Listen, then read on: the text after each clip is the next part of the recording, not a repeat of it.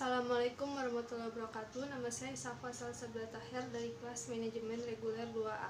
Di sini saya akan menjelaskan tentang hakikat Al-Quran dan makna hakikat Al-Hadis dan memaparkan sumber-sumber yang berasal dari Al-Quran atau Al-Hadis.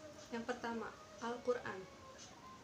Al-Quran adalah kalam Allah yang diturunkan kepada Nabi Muhammad SAW secara mutawatir atau bersambung dengan perantara malaikat Jibril dan berpahala bagi orang yang membacanya. Al-Quran berisi tentang berbagai hal, mulai dari masalah ibadah, amaliyah manusia, hari akhir, kisah-kisah umat terdahulu, kitab-kitab Allah yang diturunkan kepada rasul-rasulnya, sejarah, serta ilmu pengetahuan. Al-Quran diturunkan dalam bahasa Arab untuk memudahkan Rasul SAW dalam memahaminya dan mengajarkannya kepada seluruh umat manusia, seperti yang terkandung dalam Quran Surat Ar-Ra'd ayat 37 yang memiliki arti, dan demikianlah kami telah menurunkan Al-Quran itu sebagai peraturan yang benar dalam bahasa Arab, dan seandainya kamu mengikuti hawa nafsu, maka setelah datang pengetahuan kepadamu, maka sekali-kali tidak ada pelindung dan pemelihara bagimu terhadap siksa Allah. Karena itulah di dalamnya kemudian dikenal dengan berbagai jenis ilmu pengetahuan bahasa seperti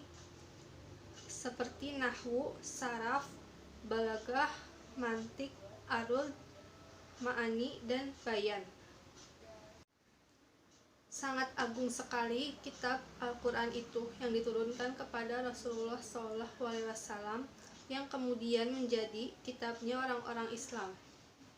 Bahkan dikatakan bahwa Al-Quran itu merupakan penyempurna daripada kitab-kitab sebelumnya.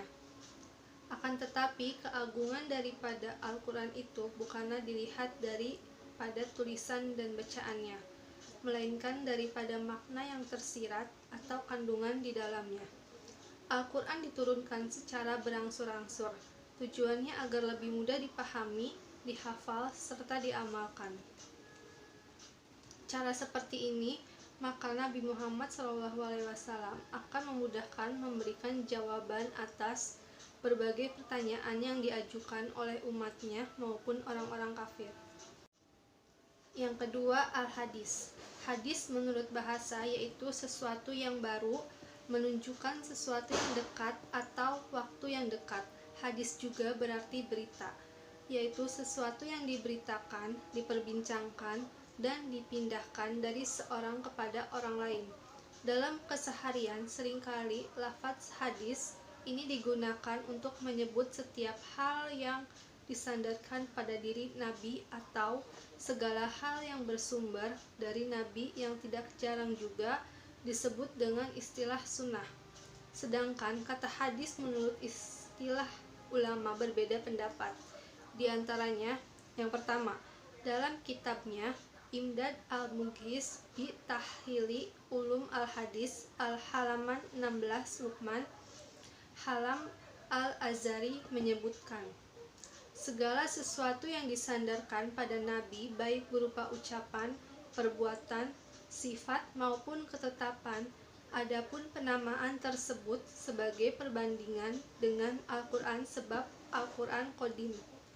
Yang kedua, Syekh Mahfudz At-Tirmizi dalam kitabnya Manhaj Zawi al-Nazar halaman 8 menyebutkan, hadis tidak dikhususkan pada marfu yang disandarkan pada Nabi, melainkan juga mauqut yang disandarkan pada sahabat dan maktu yang disandarkan pada tabi'in. Jadi dalam ilmu hadis, fokus pembahasan terletak pada pemastian apakah yang disandarkan itu benar atau tidak, berkualitas atau tidak, dan dapat dipertanggungjawabkan atau tidak. Sekian dari saya, kurang lebihnya mohon maaf. Wassalamualaikum warahmatullahi wabarakatuh.